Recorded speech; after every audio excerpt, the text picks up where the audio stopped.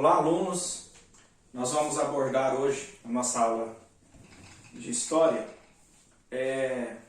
a economia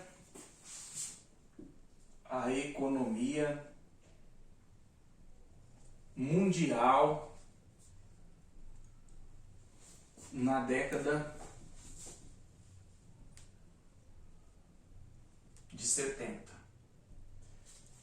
É claro que nós vamos falar também do processo histórico. Não vamos ater somente a década de 70, mas nós vamos abordar um pouquinho do processo histórico em si. Como tópico, nós vamos falar então do processo histórico,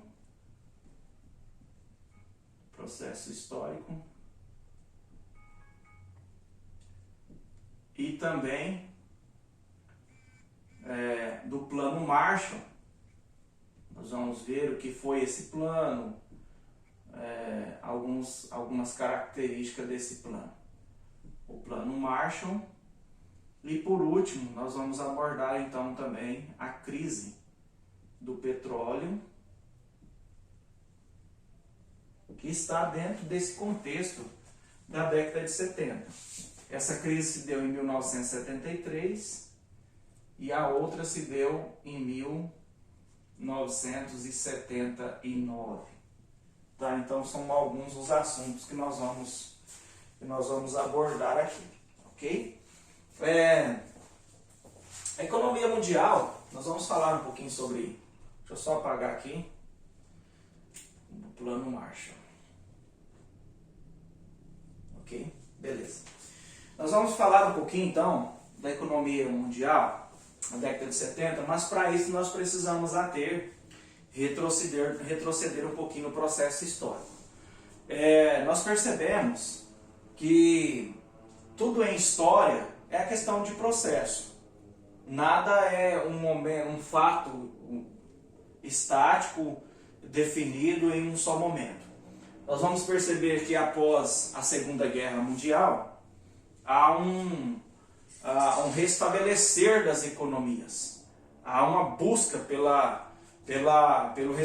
restabelecimento econômico. Principalmente na década de 50, nós vamos ver, então é aí que entra essa questão do Plano Marshall, que para reerguer as economias, principalmente a economia da Europa e também a economia do Japão. Já é um quesito, e aqui esse Plano Marshall ele foi desenvolvido pelos Estados Unidos. Tá? Então nós vamos perceber que há um enfoque por parte dos Estados Unidos no desenvolvimento desse plano, chamado Plano Marshall, para restabelecer a economia de Europa e Japão. Percebemos então por que restabelecer essa economia. Entendemos que um pós-guerra traz algumas circunstâncias e situações econômicas. Havia agora uma necessidade de reestruturação, uma necessidade de reestruturar novamente a economia. Nós vamos ver que os Estados Unidos propõem, então, os Estados Unidos trabalham com afinco, com determinação para um reerguer dessa economia novamente. Economia essa da Europa e do Japão. Há investimentos, há uma organização para que essas economias pudessem então se reerguer. Claro que havia todo algo que se beneficiasse por trás disso. Nenhum investimento é feito sem um retorno. Claro que tinha algumas ideias, algum retorno, de algum modo havia retorno para que esse investimento pudesse ser feito. Tá? Até porque são aliados de guerra, né? Foram nações que foram aliados de guerra. Mas, pois bem, então nós percebemos que há um investimento por parte dos Estados Unidos. Investimento esse que vai refletir também nos países latino-americanos e também em alguns países da América Central, como o México E aí os países latino-americanos, Argentina, Uruguai e também, por que não dizer, o Brasil. Nós vamos ver que são países que são beneficiados, porque agora há investimentos com taxas de juros baixas. Tá? Então se emprestava agora para países latinos-americanos com taxa de juros baixa. Eu gostaria que vocês se atenham a isso, a esse detalhe, que os empréstimos eram feitos com taxas de juro baixa, tá bom? Porque depois nós vamos comentar então a consequência disso daqui, a consequência desses empréstimos. Ou seja, mas isso se resulta em um processo, que é o quê? A descentralização das economias. Então agora as economias já não são mais centralizadas. Uma descentralização. Por quê? Anteriormente nós tínhamos duas grandes potências. Quais são elas? Nós tínhamos então Estados Unidos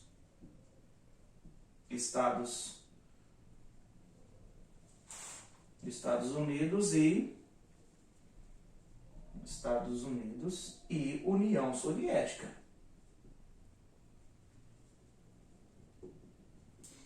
O que designava uma grande potência? O seu poder de guerra, o seu arsenal bélico, o fator bélico. O fator bélico determinava se aquela nação era uma grande potência. No caso, nós tínhamos duas, Estados Unidos e União Soviética. Mas agora, com todos esses processos de reestruturação econômica da Europa, do Japão,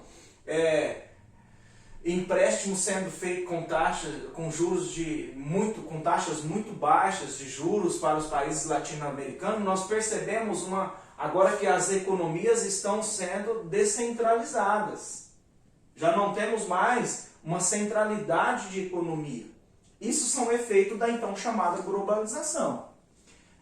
Os países estão interagindo, os países estão em comunicação, os países estão se entrelaçados economicamente. E agora há, nesse entrelace econômico, todo esse processo de estarem juntos nessa questão econômica, interligados. Então, assim, a globalização traz isso. Os países latino-americanos se interagem com os países da América do Norte, com a Europa, com a América Central, por sua vez com o Japão, com a Ásia, e nós temos um interligamento de tudo isso.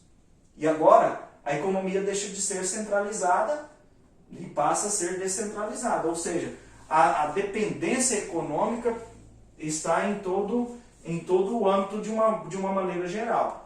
Então, como que se encontrava a economia mundial? A economia mundial, na década de 70, começa a ter a percepção da globalização. De economias agora não mais centralizadas, não mais individuais.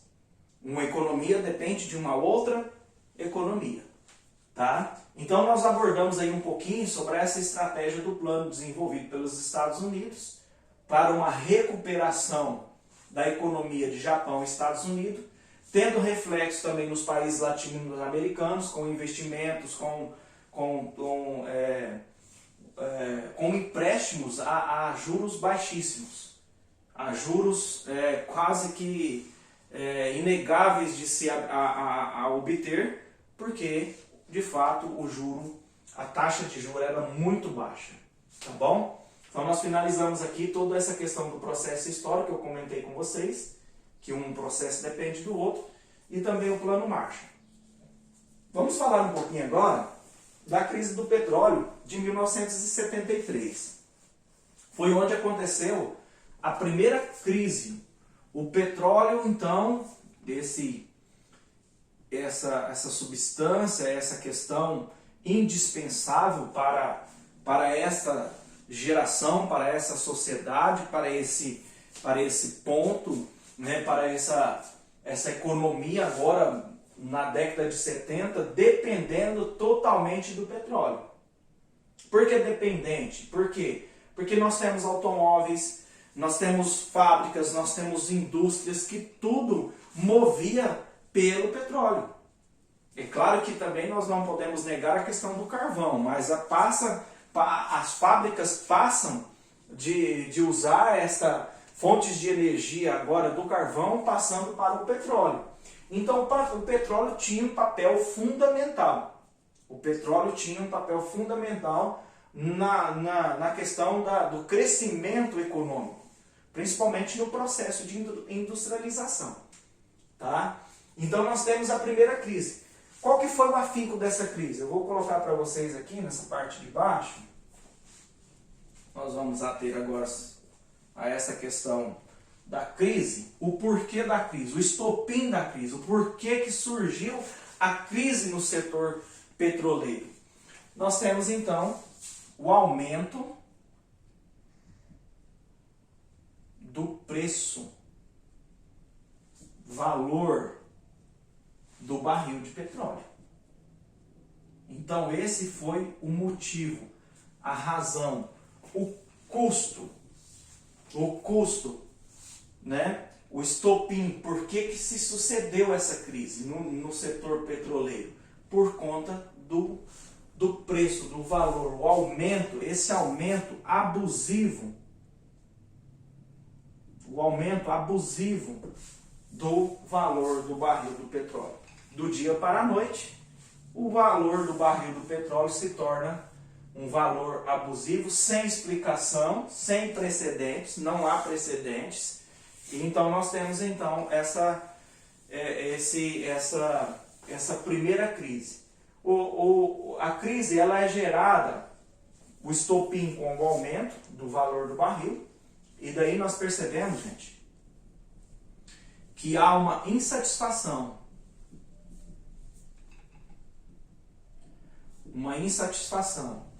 por conta dos importadores desse petróleo.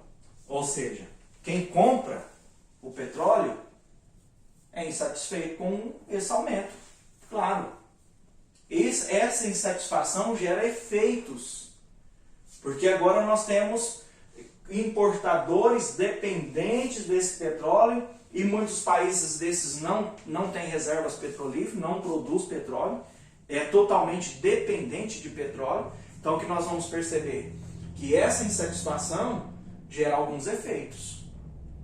E nós temos a chamada bipolaridade dessa crise. Qual que é a outra percepção? Além da insatisfação, é claro, nós temos, além da insatisfação, uma outra percepção econômica.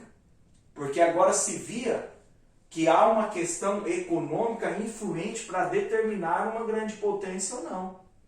Não é? Porque anteriormente, lembra que a gente comentou sobre o processo lá, que era visto como quem tinha um poder bélico, armamento, estrutura de guerra, que era vista, tinha essa imponência? Agora não. Percebe-se que a questão econômica também vai influenciar diretamente para uma nação ser ou não uma grande potência. Ok? Então nós temos essa outra percepção que em história chamamos isso de bipolaridade. O efeito da crise de 1973 tem efeitos bipolar. Dois viés, né? Duas veias de percepção. A primeira foi essa insatisfação, claro, trazendo resultados, trazendo um certo desconforto a essas nações que dependiam diretamente desta fonte de recurso, e aí nós temos uma série de cadeias, gente, que vai depender desse petróleo. São refinarias, são processos para que esse combustível esteja pronto para o uso. Então nós vemos assim uma série de questões envolvendo o setor petroleiro. É válido nós salientarmos e ressaltarmos que esse aumento aqui ele foi proposto, ele foi executado pela OPEP, tá? Que é uma organização dos produtores e exportadores do petróleo. Países que fazem parte da OPEP, tá bom? Organização de produtor e exportadores do petróleo. Passaremos então para a crise de 1979. Há toda essa insatisfação, esse desconforto, e os anos se passam e nós chegamos a 1979, onde mais uma vez há um aumento no valor do barril do petróleo.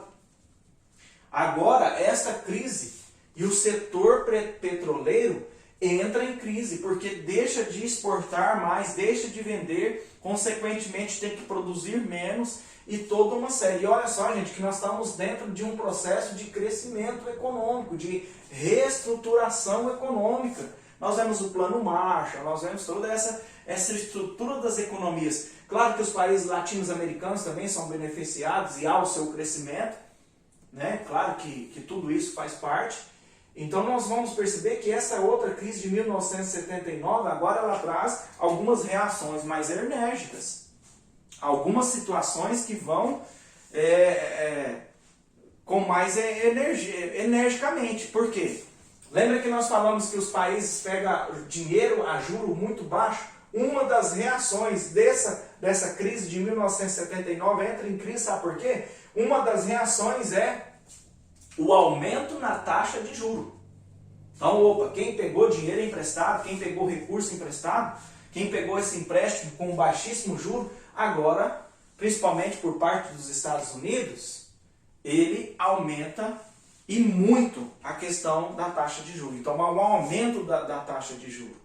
E aí nós, então, entramos no início da década de 80, é claro que é um processo histórico, nós falamos da economia mundial de 70, e 79 há essa crise no setor petroleiro, que vai influenciar o início da década de 80.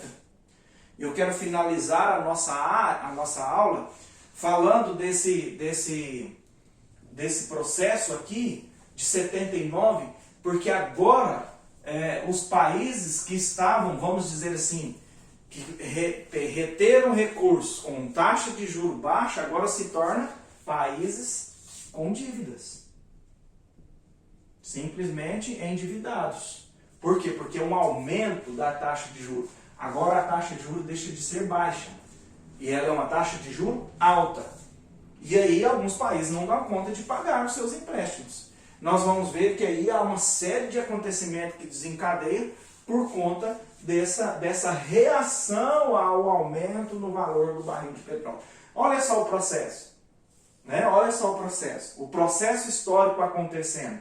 Aumenta o barril, os Estados Unidos sobe o juro, os outros países também que investiram sobe o juro, a taxa de juro. Os países, vamos dizer assim, vamos dar como exemplo os países latino-americanos se entram em dívida, também na América Central. O México é o primeiro país a fazer o boicote, não pago dívida.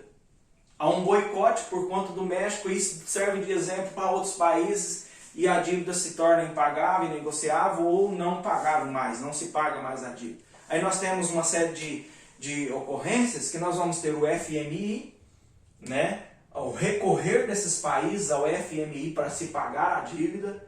Isso trouxe muitas